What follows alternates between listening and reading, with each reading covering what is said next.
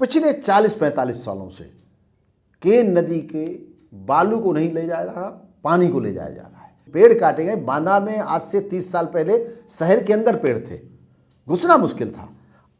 11,000 मकान थे, 10,000 11,000 मकान थे। आज लगभग 80,000 मकान शहर में हो गए हैं। कंक्रीट बढ़ा है, पानी घटा है। बांदा शहर तो कुओं के लिए जाना जाता था, सुकुल कुआं, कालू कुआं, गोरहा कुआं, ये नाम थे। तालाबों के लिए डिग्गी तालाब, परशुराम तालाब, नवाब साहब का तालाब, प्रागी तालाब, ये कुओं और तालाबों का शहर था।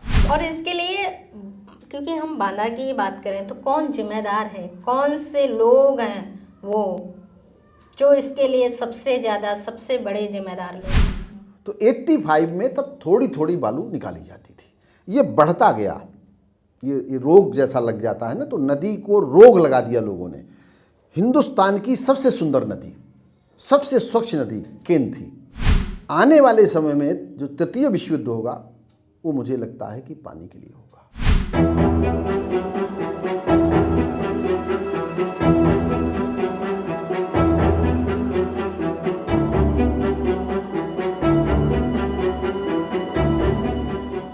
नमस्कार, मैं हूँ मीरा देवी और आप देख रहे हैं मुद्दे की बात। आप सबका बहुत बहुत स्वागत है। आज हमारे इस शो के मेहमान हैं उमा शंकर पांडे जी। उनको मैं बहुत दिनों से जानती हूँ, करीब 2016 से। सबसे पहले बुंदेलखंड में पानी की जो प्रॉब्लम है उसकी जो कवरेज है वो सबसे पहले मैंने शुरू किया था जखनी गांव से। और जखनी गांव बुंदेलखंड का ऐसे गांव बना जो पानीदार बन गया, वहाँ पर पानी ही पानी। और पानी क्यों है भाई, ये तो एक सोचने का विषय हो गया कि बुंदेलखंड में सदियों से पानी की प्रॉब्लम रही है। आप सब जानते हैं हमारी कवरेज से या और भी मीडिया की कवरेज से कि बुंदेलखंड हमेशा से पानी के लिए प्यासा रहा है। यहाँ पर ट्रेनों से पानी आया है, यहाँ पर लोग चोड़े का पानी पीते हैं, मानिकपुर तरफ चले जाइए, यहाँ पर लोग नदी का पानी पीते हैं, गंदा पानी पीते हैं, या जो सब सप्लाई वाला है वो भी ऐसे ही है। इसकी कहानियाँ आप हमारे चैनल पर देख सकते हैं। अब जो हमारे सामने बैठे हैं उमा शंकर पांडे जी, उन्होंने एक मुहिम छेड़ी और ये मुहिम थी बुंदेलखंड को पानीदार कैसे बनाया जाए। उन्होंने जखनी से शुरुआत करी है। वो जखनी से निकल करके एक छोटे से बांदा जिले के महुआ ब्लॉक पड़ता है, महुआ ब्लॉक के अंदर एक गांव है जखनी, और जखनी से निकल करके आज वो देश के कई राज्यों में और कई राज्यों क्या और भी जगह है अलग अलग जा कर के जखनी गांव के पानी के मॉडल को और राज्यों में भी बता रहे हैं, ज्ञान दे रहे हैं पानी किस तरह से बचाना चाहिए। और सिर्फ यहीं तक कहानी ये नहीं रुकती है, उन्होंने इस काम के लिए अवार्ड भी जीते हैं। उनको सम्मानित किया गया है, पद्मश्री से सम्मानित किया गया है, जल योद्धा से सम्मानित किया गया है। और ये जो सम्मान है ये किसी भी जल के लिए काम करने वाले व्यक्ति को पहली बारी देश में मिला हुआ है। तो ऐसे सम्मानित व्यक्ति हैं हमारे पास। हम आपका बहुत बहुत स्वागत करते हैं खबर लहरिया चैनल पे। आज हम बात करेंगे उनके पानी की मुहिम को लेकर के, और सबसे बड़ा मुद्दा ये कि पूरी दुनिया भर में बांदा के गर्मी की प्रॉब्लम बड़े ज़ोरों शोरों से चल रही है, उस पर भी बात करेंगे। बात करेंगे क्लाइमेट चेंज की, बात करेंगे खनन की, बात करेंगे कि पर्यावरण को किस तरह से संतुलित करने के लिए आगे वो क्या काम करने वाले हैं, किस तरह से अपने विचार लोगों के साथ रखने वाले हैं, किस तरह के सुझाव देने वाले हैं, या फिर सिर्फ मैं या हमारे गेस्ट हैं जो आज, या आप, या प्रशासनिक लोग, या सरकार, हम सब मिल करके इस त्रासदी का जो क्लाइमेट चेंज के कारण पूरा देश जल रहा है, बांदा जल रहा है, उसको किस तरह से निवारण कर सकते हैं। बांदा में अलग अलग लोग इस पर बहुत ज़्यादा बात कर रहे हैं, इसलिए अब ज़रूरी हो गया है कि मुद्दे की बात शो में भी इस मुद्दे पर बात होना बहुत ज़रूरी है। और हमारे लिए सबसे ज़्यादा परफेक्ट व्यक्ति मिल गए हैं उमाशंकर पांडे जी।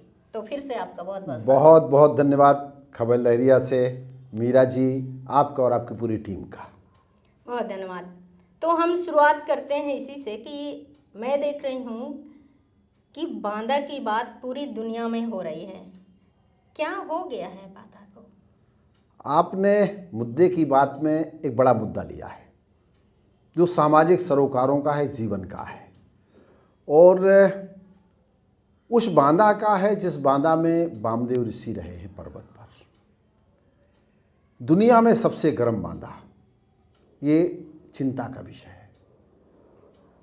हमें ये सोचना होगा कि आने वाली पीढ़ी, एक जो कहावत थी कि पानीदार यहाँ का घोड़ा, आग यहाँ के पानी में, बुंदेलों की सुनो कहानी बुंदेलों की वाणी में। एक तो ये कहानी, दूसरी पानी को लेकर धोरा तोर पानी गजब कर जाए, गगरी न फूटे खसम मर जाए। एक दो धारणाएं थी जी। उस धारणा के बीच जो ज्वलंत बात आई है, बांदा की जो परिधि में लगभग चारों तरफ से बांदा में गर्म हीट वेव आ रही है। आप करतल से कालिंजर के बगल से जाइए तो 80 किलोमीटर दक्षिण का बांदा का हिस्सा पड़ता है। विंध्य की श्रृंखलाएं जो थी वो एक पहाड़ की लेयर थी। मध्य प्रदेश में बांदा से आप 3 किलोमीटर अगर आप बांदा नदी क्रॉस कर लें तो मध्य प्रदेश लगता है। तो सारा पहाड़ छलनी कर दिया मध्य प्रदेश। पानी हाथी थी सबसे पहले आता है तो दक्षिण से आता है, मानसून आता है तो केरल से आता है। फिर अपन चलते हैं पश्चिम की ओर। पश्चिम की ओर कबरई इलाके पर आप देखेंगे, मटौंद इलाके पर, तो यहाँ भी सारे पहाड़, जितने पहाड़ ऊपर थे उससे ज़्यादा नीचे खोद लिया गया है। उसकी कवरेज भी उसकी आपने बार बार दिखाने की कोशिश की है। अब आ जाइए आप एकदम उत्तर की ओर आ जाइए। उत्तर की ओर आइए तो लाखों टन लोहा, सीमेंट, चूना लगाकर विकास के नाम पर जो पेड़ काटे गए, जो हवाओं को रोकते थे, गर्म हवाओं को रोकते थे, ठंडी हवाएं देते थे, उनका एक बड़ा स्थिति, इसका मूल्यांकन नहीं किया गया। जो विस्तार होना था, जिस समय हम अगर बोरिंग करते थे हरित क्रांति के नाम पर तो हमने लाखों बोर तो किए, पर क्या उस समय के वैज्ञानिकों ने यह सोचा था कि पानी आएगा कहाँ से? हमें विकास करना चाहिए। मैं कहता हूँ 20 मंजिल की नहीं 500 मंजिल की आप बिल्डिंग बनाओ, पर उसमें रहने वाले भी तो तय करो, कोई रहने वाला होगा कि नहीं होगा। तो एक स्थिति हुई। अब उत्तर की तरफ आप जाएंगे, बांदा में 300 बीघे में कटाई मिलती है। लगभग यहाँ पर 50,000 पेड़ लगे थे। और ये शहर में ही है? शहर में, बिल्कुल शहर में। लगभग छोटे बड़े मिला के 50,000 पेड़ लगे थे। मैं कह रहा हूँ बड़े पेड़ 5,000 होंगे। पेड़ बल्कि वृक्ष थे वो। पेड़ और वृक्ष में अंतर है। धान का पेड़ है, गेहूं का पेड़ है, नींबू का पेड़ है, आंवले का पेड़ है, और बरगद वृक्ष है, पीपल वृक्ष है, पाकर वृक्ष है। ऐसा पेड़ जिसकी ऊंचाई 10 मीटर तक है वो पेड़ होगा, और 10 से 100 मीटर तक का है वो वृक्ष होगा। तो पेड़ भी काटे और वृक्ष भी काटे। हजारों साल पुराने पेड़ यहाँ थे। वामदेव जी यहाँ रहे तो निश्चित रूप से पुराना शहर है। ये जो हवाएं उत्तर की तरफ से ठंडी हवाएं आ रही थी, ये एक अभिशाप बना।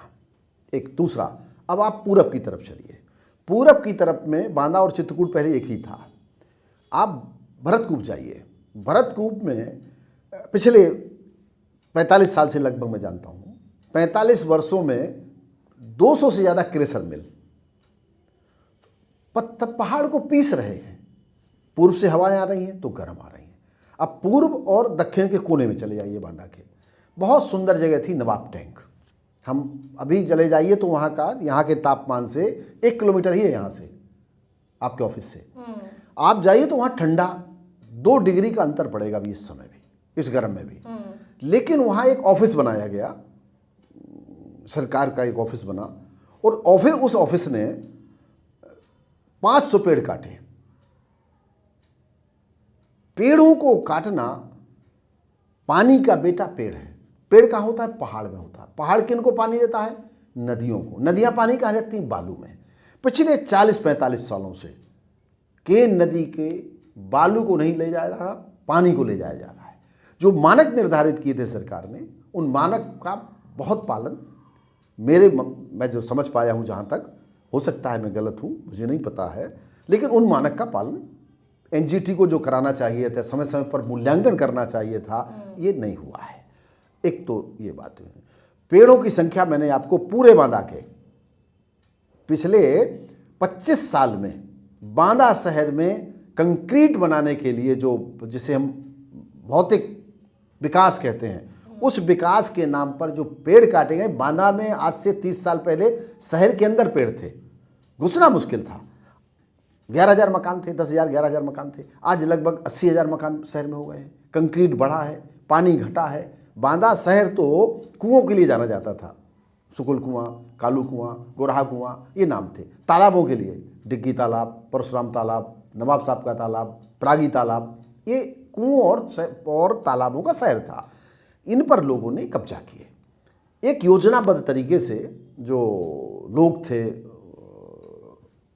30-40 सालों में, जिस तरीके से लोगों ने जलाशयों में कब्जे किए, कुओं में कब्जा किए, शहर के अंदर एक गजेटियर के अनुसार बांदा में 150 कुएं थे शहर के अंदर। वो कहाँ हैं ये मुझे नहीं पता। समाज के लोगों, बांदा खासकर बुंदेलखंड में सुख में तालाब बनते थे, दुख में तालाब बनते थे, उत्सव में तालाब बनते थे, दंड में तालाब बनते। ये आपदा मानव द्वारा निर्मित आपदा है, अकाल नहीं है।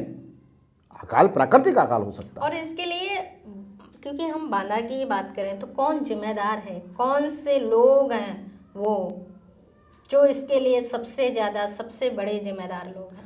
देखिए, पिछले 40 सालों के बारे में मुझे अनुभव है, जब से हम मैं जब से समझ पाया हूँ, 60 के करीब मैं हो रहा हूँ। तो इसमें राज्य, समाज, सरकार तीनों की भूमिका संदिग्ध रही है और तीनों ने अपनी जिम्मेदारी का निर्वहन नहीं किया है। अगर किया होता तो आज आपको मुद्दे की बात में यह मुद्दा चर्चा में नहीं आता। अब भी चेत लें हमें ग्रीनलैंड जो चाहिए था, हमारा हिस्सा 33% ग्रीनरी होनी चाहिए। अब शहर के अंदर प्लानिंग करते समय हमने जो योजनाएं बनाई थी, 20 वर्षीय योजनाएं, पंचवर्षीय योजनाएं, उन योजनाओं में जो हमें हरा भरा करना चाहिए था, जितना क्षेत्र हमको ग्रीनरी के लिए देना चाहिए था, उतना हमने नहीं दिया है। पहाड़ जो रखे थे प्रकृति ने, वो किसी बैलेंस से रखे थे। नदी बनाई थी, बैलेंस से बनाई थी। तो हमने छोटी छोटी जो स्मॉल रिवर्स थी हमारे इस बांदा के आसपास में, केन एक बड़ी नदी थी, केन से जुड़े हुए नारे जिनको हम कहते हैं, वो नारे थे, नाले नहीं थे, नारे थे। छोटी छोटी नदियाँ पानी देती थी शहर को और शहर हरा भरा रहता था। तो ये जो जिम्मेदारी है, इससे कोई नहीं भाग सकता, उसके लिए सब जिम्मेदार हैं। और ये कब से ऐसी शुरुआत हुई है, मतलब इसका दोहन होना? आपके उम्र में, आपकी उम्र है 60 साल, आप बोल रहे हैं 40 साल से आप समझ रहे हैं इस मुद्दे को जी। कब से शुरुआत हुई? लगा है कि इसकी शुरुआत कब से हो गई है? मुझे लगता है कि इसकी शुरुआत 85 से मैं बांदा की समझ में हूँ। तो 85 में तब थोड़ी थोड़ी बालू निकाली जाती थी। ये बढ़ता गया, ये रोग जैसा लग जाता है ना, तो नदी को रोग लगा दिया लोगों ने। हिंदुस्तान की सबसे सुंदर नदी, सबसे स्वच्छ नदी केन थी। आप उसको देख सकते हैं, गूगल पे सर्च कर सकते हैं। ऐसी नदी है जिस नदी के किनारे 250 किलोमीटर तक कोई शहर नहीं था। बांदा ये पहला शहर था जिसका कचरा और गंदगी सीधे नदी में जाती है। तो यहीं से गंदगी शुरू, लेकिन यही जाकर के हमारी यमुना को पानी देती थी। ये जो 35-40 सालों में ये जो बढ़ता गया, किसी ने रोका नहीं इसको, सबने बढ़ाने का काम किया है। क्या जल जीवन मिशन या फिर केन बेतवा लिंक परियोजना भी इसकी जिम्मेदार है? ये तो अभी आई है ना, तो अभी तो इसके बारे में कोई अभी तो शुरू भी नहीं हुई योजना, अभी शुरू नहीं हुई। अभी योजना का शिलान्यास हुआ है। जब ये योजना शुरू हो तब इसके बारे में कोई निर्णय लिया जाए कि ये सही है कि गलत है। अभी तो शिलान्यास में तो नहीं कह सकते ना, अभी तो शिशु भी नहीं है वो, अभी तो एक पत्थर लगा है। अभी पत्थर कहाँ तक जाएगा जाएगा भी कि ये सकारात्मक, हाँ, ये बनेगा भी नहीं बनेगा, जाएगा भी कि क्योंकि नहीं वो भी एक पता भाई नहीं। बनता है नहीं बनता है, क्या बनता है समाज के लिए, फिर उसके एक पाठा पेयजल योजना इंदिरा जी ने उस जमाने में विश्व की सबसे बड़ी पेयजल योजना थी, वो पता ही नहीं चली कहाँ चली गई। तो हमें आशावादी हूँ, विश्वास है कि भाई ठीक है, केन बेतवा खड़ी होगी, बुंदेलखंड हरित होगा, बुंदेलखंड के किसान खड़े होंगे, जैसा उनके एक पंपलेट पोस्टर बैनर प्रचार प्रसार से समझ में आ रहा है, तो मुझे लगता है कि होगा। पर मेरे सामने नहीं होगा तो मेरी संतान जो आने वाली पीढ़ी है उसके सामने होगा। जैसा बताया गया है करने की योजना है तो सही है।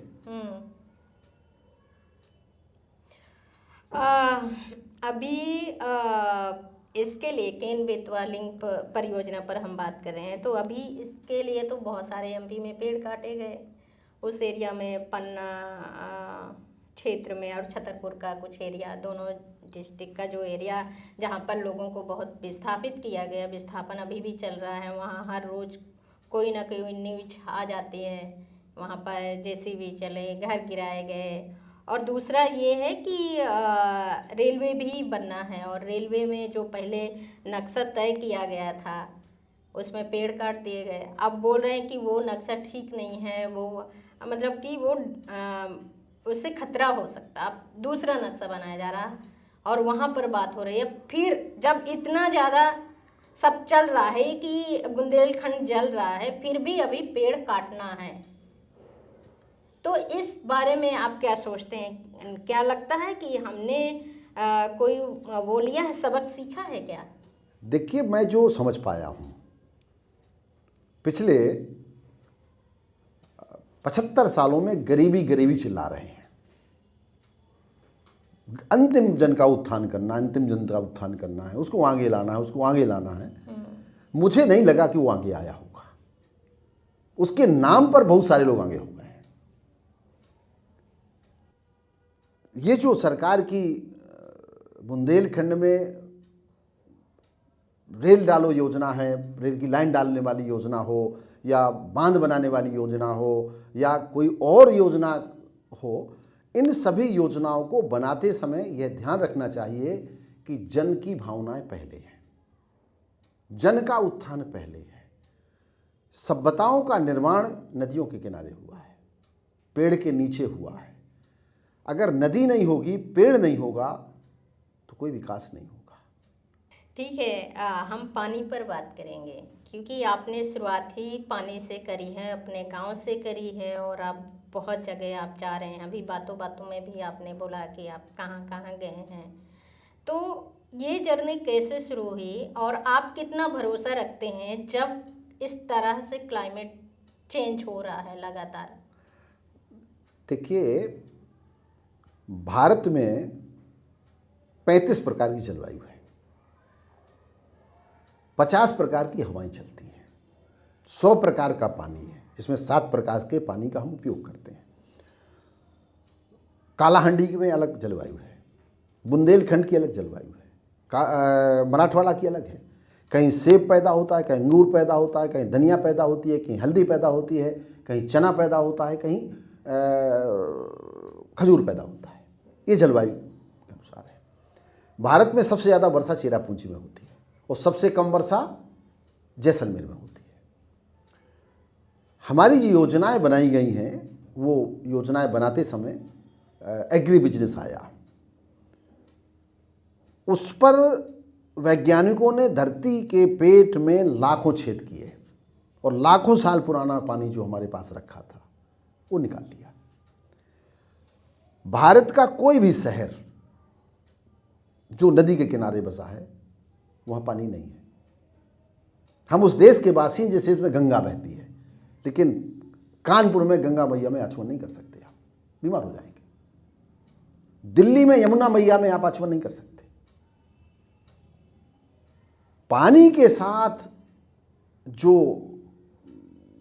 व्यवहार हुआ है, दुर्व्यवहार हुआ है, उसने आने वाले समय में जो तृतीय विश्व युद्ध होगा, वो मुझे लगता है कि पानी के लिए होगा। जखनी गांव से निकला, छोटे से गांव से निकला, स्कूल नहीं था, आने जाने के रास्ते नहीं थे, सामुदायिक प्रयास था, कोई सरकार से एक पैसे का अनुदान नहीं था। पुरखों के जल जोड़ने के जो बेजोड़ तरीके थे, खेत पर मेड़ और मेड़ पर पेड़। मेरा उद्देश्य था खेत का पानी खेत में रहे और खेत की मिट्टी खेत में रहे। पानी बरसता है, मिट्टी नहीं बरसती, और उपजाऊ मिट्टी बनने में 800 साल लगते हैं, 800 से 1000 साल लगते हैं। जब 100 लीटर पानी बहता है तो उसके साथ 5 लीटर मिट्टी बहती है। मेरी मान्यता है कि मैं अकेले तालाब नहीं बना सकता, मैं कुआं नहीं बना सकता, मैं नदी नहीं खोद सकता, लेकिन मैं अकेले मेड़बंदी कर सकता हूँ। और उस मेड़बंदी में किसी तकनीक की ज़रूरत नहीं थी। अपना फावड़ा जो हजारों सालों से था, हंसिया जो जैसे चलता था, खुरपी जैसे चलती थी, गेंती जैसे होती थी, उसका मैंने समझा कि ये हथियार ठीक है। माँ बेटा भी कर सकते हैं, पति पत्नी भी कर सकते हैं, बूढ़ा जवान जो भी जाए अपना 10 फावड़ा 25 गोलौआ मिट्टी अपने खेत में रख दे, उसके ऊपर छोटे से पेड़ लगाए। वृक्ष नहीं, पेड़ की बात कर रहा हूँ मैं। उसमें आप सहजन लगा दीजिए, नींबू लगा दीजिए, करौंदा लगा दीजिए और आंवला लगा दीजिए, और नहीं है तो अरहर की दाल लगा दीजिए। हजारों सालों से ऐसा होता रहा है।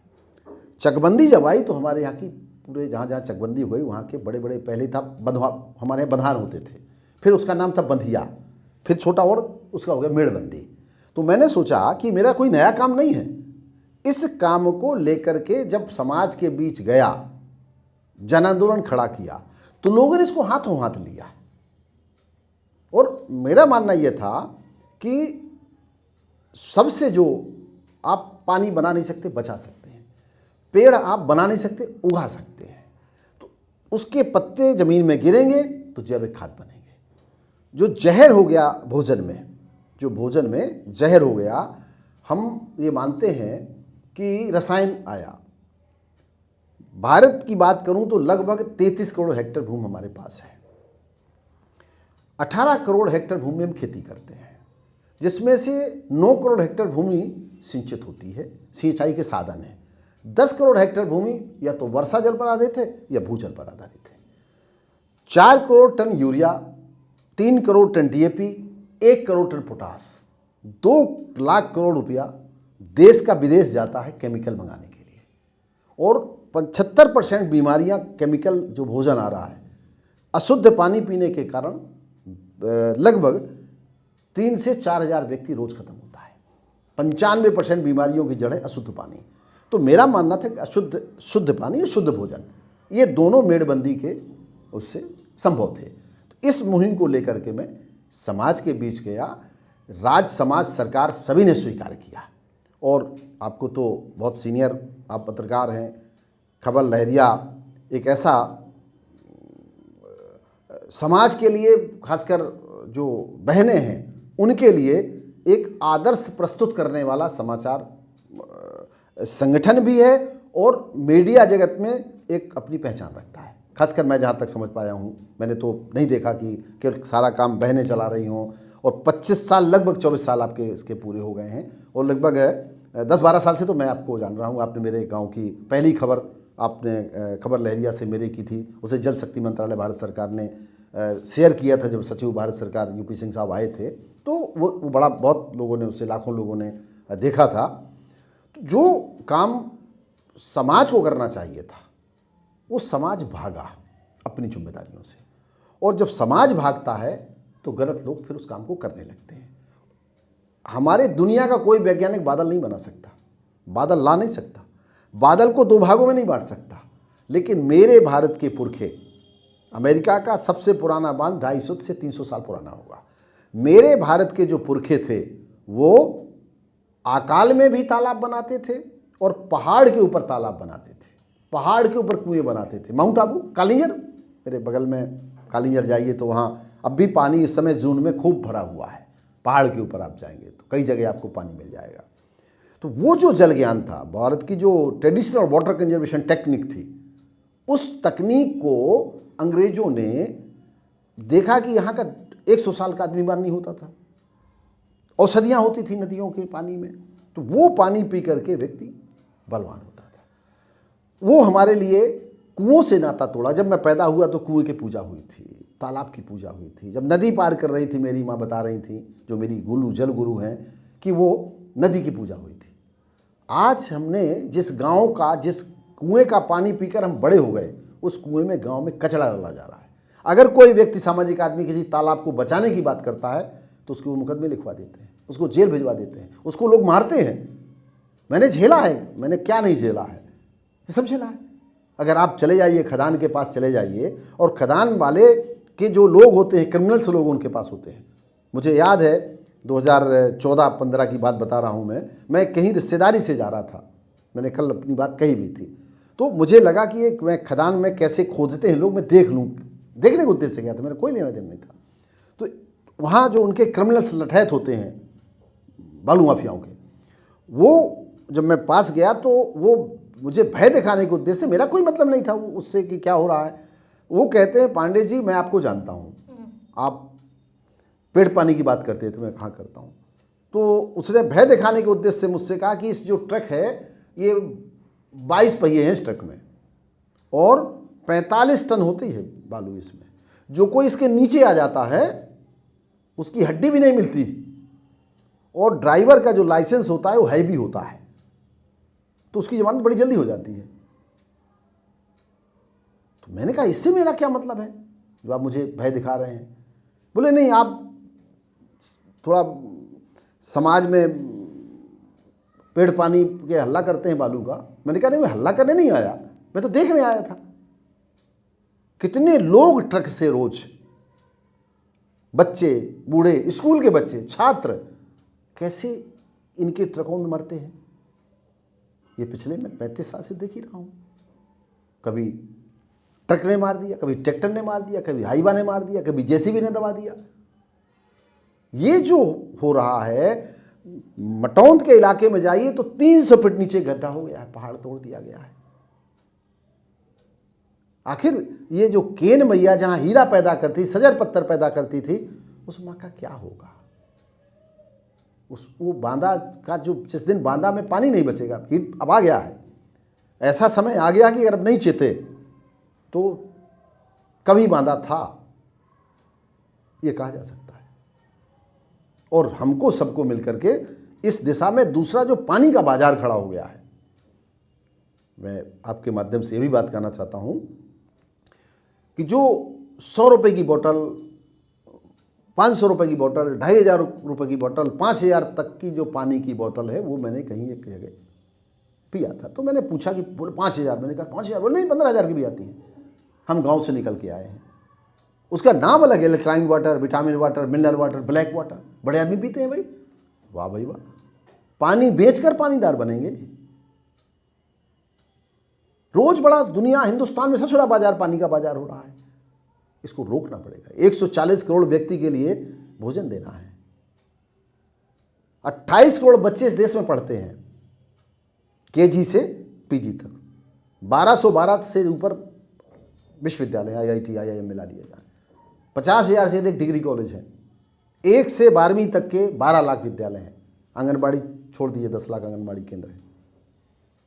लेकिन जल का कोई विश्वविद्यालय नहीं है, वाटर यूनिवर्सिटी नहीं है, वाटर लाइब्रेरी नहीं है, वाटर म्यूजियम नहीं है। पानी बनाने की 5 किताबें हैं और पानी को बेचने की 4.5 लाख किताबें हैं। आपने बहुत गहरी बातें कही हैं और मैंने देखा कई बार ये आपके आंखों में पानी भी आया, मतलब कि भावुक भी हुए आप, क्योंकि आपका पानी से इतना लगाव जो है, जुड़ाव जो है। तो ये जर्नी ऐसे शुरुआत क्यों हुई? तब तो पानी बांदा में बहुत ज़्यादा था, फिर आपको क्यों लगा कि नहीं भाई पानी में काम करना चाहिए? जैसा आप जानती हैं, मेरा गांव जखनी है। बांदा में सबसे पिछड़ा गांव जखनी था। देश में सबसे पिछड़ा नीति आयोग में बांदा का नाम है। आज से करीब 35 वर्ष पहले मेरे गांव के लगभग 98% घरों में ताले लगे थे। कोई अपराध इस जिले में होता तो जखनी का आदमी पकड़ा जाता था। कोई अपराध कहीं होता था तो मैं एक बार कलेक्टर साहब के यहाँ बैठा था, तो एक लिस्ट हुआ करती थी पहले हर गांव, अतिसंवेदनशील गांव। फिर मैं कप्तान के पास बैठा था तो वहाँ भी लिखा था संवेदनशील गांव जखनी। उन्होंने मुझसे पूछ लिया आप कहाँ के रहने वाले हो? तो मैंने कहा मैं जखनी का रहने वाला हूँ। यार बोली जखनी तो बड़ा क्रिमिनल गांव है। तो मैंने कहा कभी मेरा गांव क्रिमिनल है, एक दाग लगा है। फिर एक घटना घटती है कि मैं अपनी माँ के पास जाता हूँ शहर से। मैं चूँकि आपको पता है कि मैं दिव्यांगता ने मेरे ऊपर आक्रमण किया, लेकिन मैंने उसको मनोबल का धनी हूँ, मैं उसको चुनौती को स्वीकार किया और पराजित किया। मैंने दिव्यांगता को पराजित किया, मैंने दिव्यांगता को। तो एक गांव में एक हमारे यहाँ काम करते थे, परिवार की तरह सदस्य थे, तो उनकी माताजी खत्म हो गई। उनका बेटा सूरत में था। उसके जब सूरत में था तो मैं गांव गया तो मैंने माँ से कहा कि माँ मुझे भोजन करना है, भूख लगी है। तो बोले भोजन नहीं मिलेगा। क्यों? बोले फलाने की माँ खत्म हो गई है। गांव की एक परंपरा है कि जब गांव में कोई लाश रखी होती है तो पूरे गांव में भोजन नहीं बनता, वो पूरा गांव भूखा रहेगा।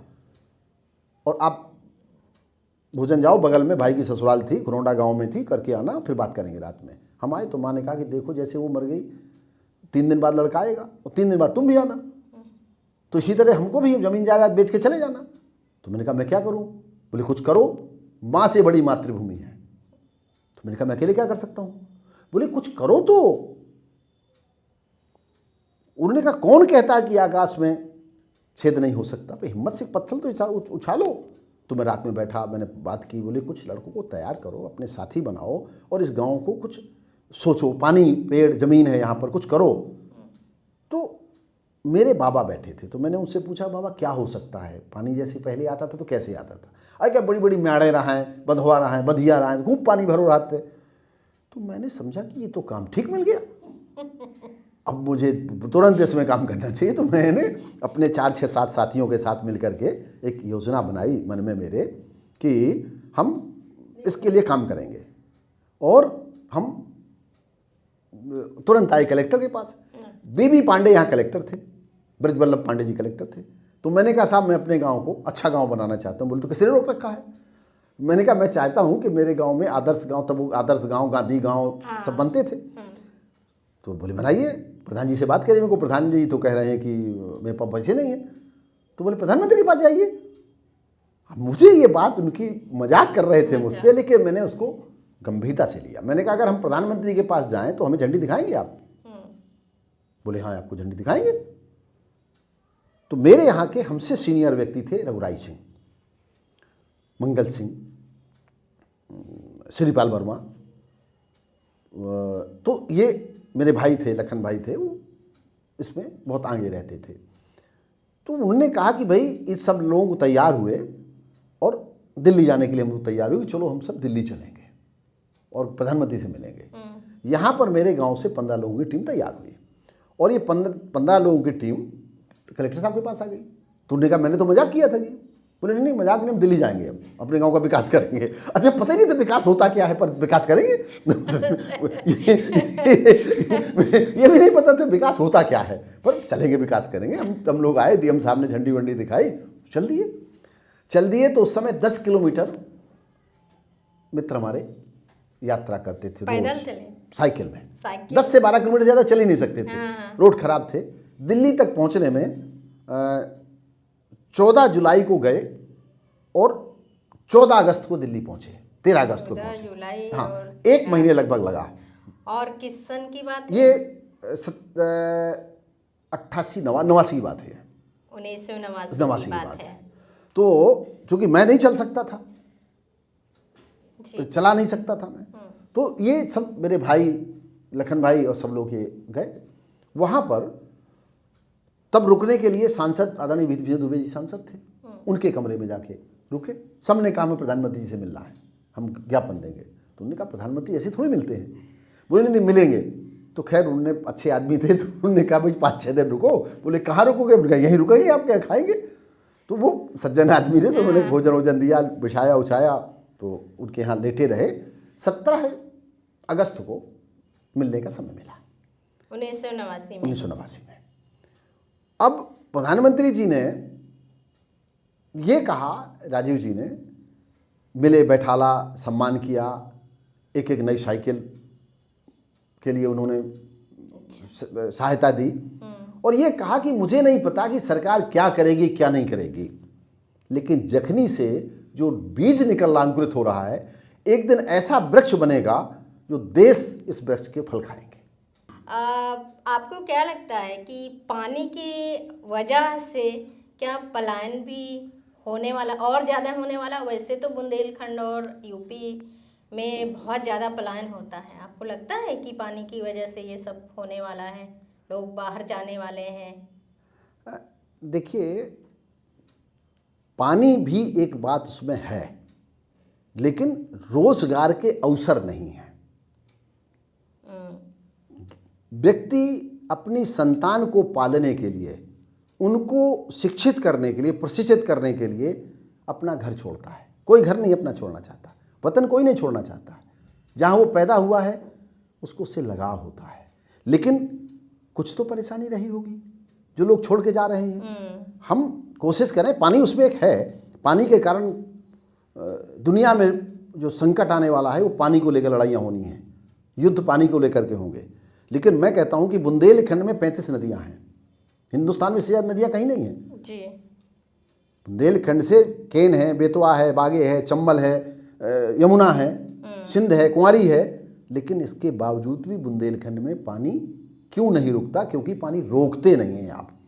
तो एक तो बात मेरे आपसे निवेदन है कि पानी बचाइए, पेड़ लगाइए और अपने लिए लगाइए।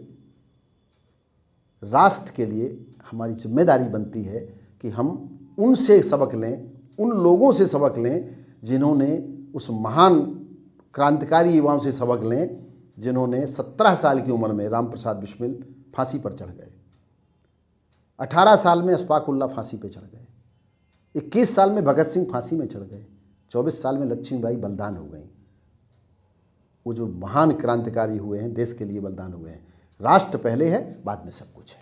और आप जो काम कर रहे हैं उससे लगता, आपको कितना इसमें चेंज लग रहा है? क्या बदलाव आ रहा है?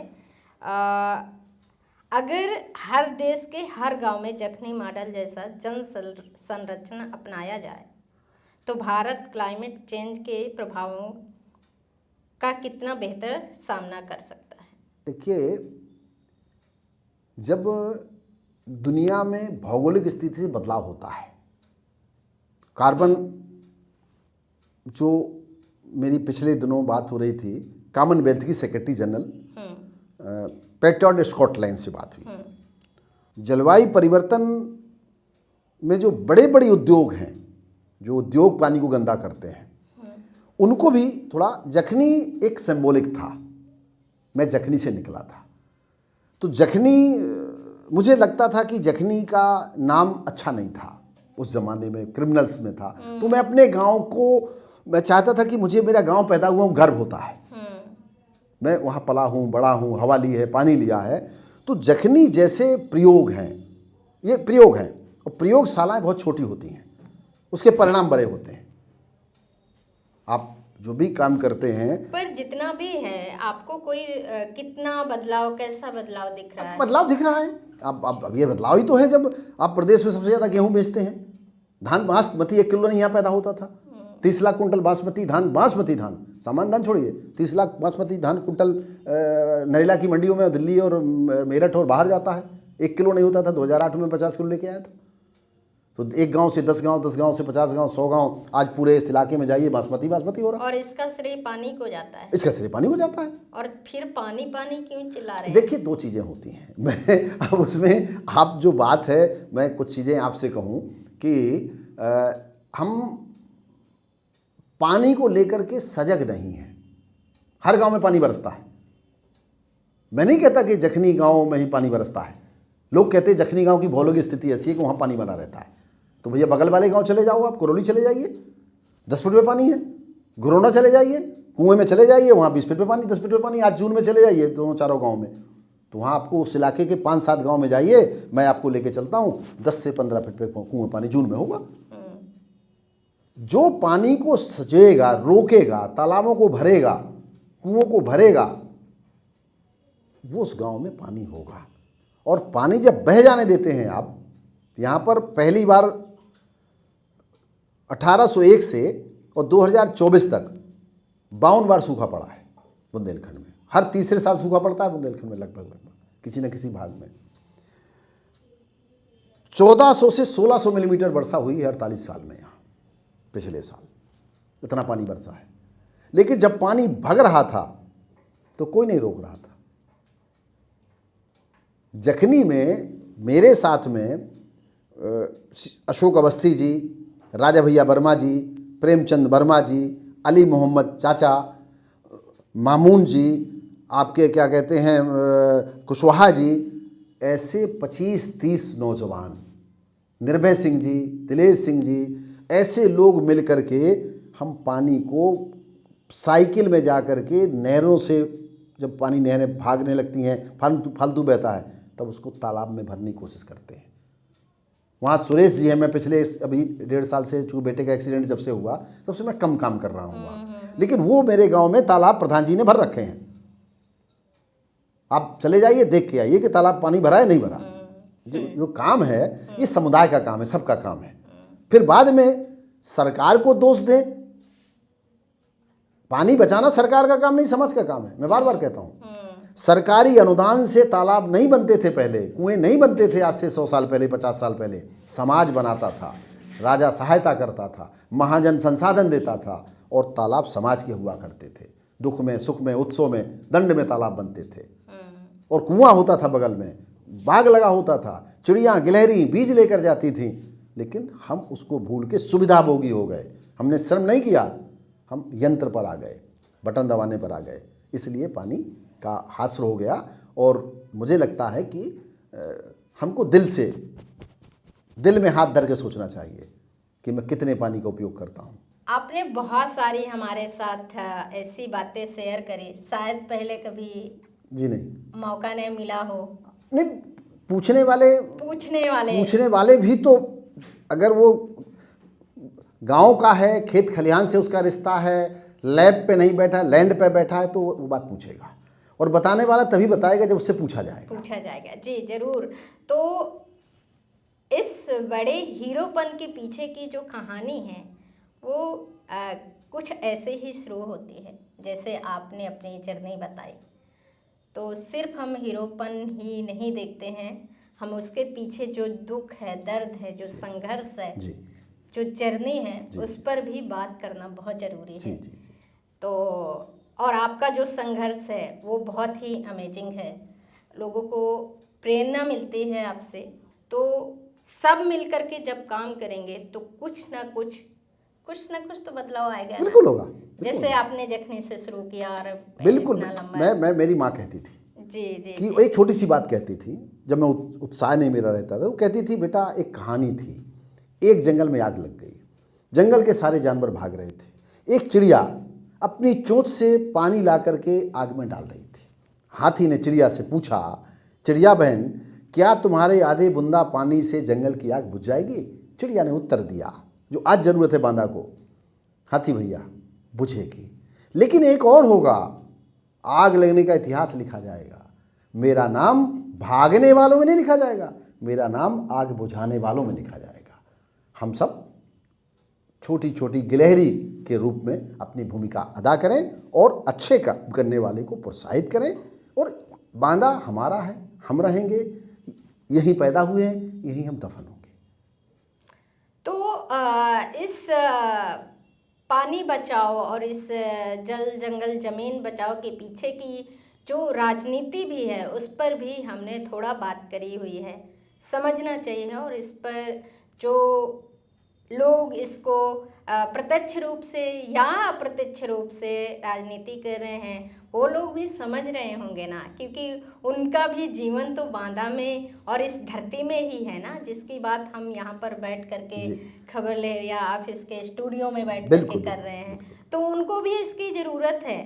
तो हम सबको मिल करके इस पर एक चर्चा बनाना चाहिए और इस पर काम करने की बहुत ज़रूरत है, लिखने की ज़रूरत है, बात करने की ज़रूरत है। और कम से कम अगर नहीं कुछ कर सकते हैं तो अपनी सहमति इस वीडियो के माध्यम से कमेंट करके या ज़्यादा से ज़्यादा लोगों तक शेयर करके ये जानकारी तो कम से कम पहुंचा सकते हैं ना, इतना तो कर सकते हैं ना, क्योंकि आजकल सबके हाथ में फ़ोन है और मैं चाहती हूँ और हम चाहते हैं बिल्कुल बिल्कुल। कि ये मुद्दा हर लोगों तक पहुँचे, वो भी इसमें सोच करें, विचार करें और अपनी भी भूमिका किसी न किसी रूप से निभाएं। तो बहुत धन्यवाद आपको हमारे साथ बात करने के लिए। आपका भी बहुत बहुत धन्यवाद और इस वीडियो को शेयर ज़रूर से करिएगा। मैं फिर आऊँगी किसी एक और राजनीतिक मुद्दे के साथ अपना शो लेकर के। तब तक आप देखते रहिए खबर लहरिया। मिलती हूँ अगले एपिसोड में। बहुत बहुत धन्यवाद। नमस्कार। बहुत बहुत धन्यवाद।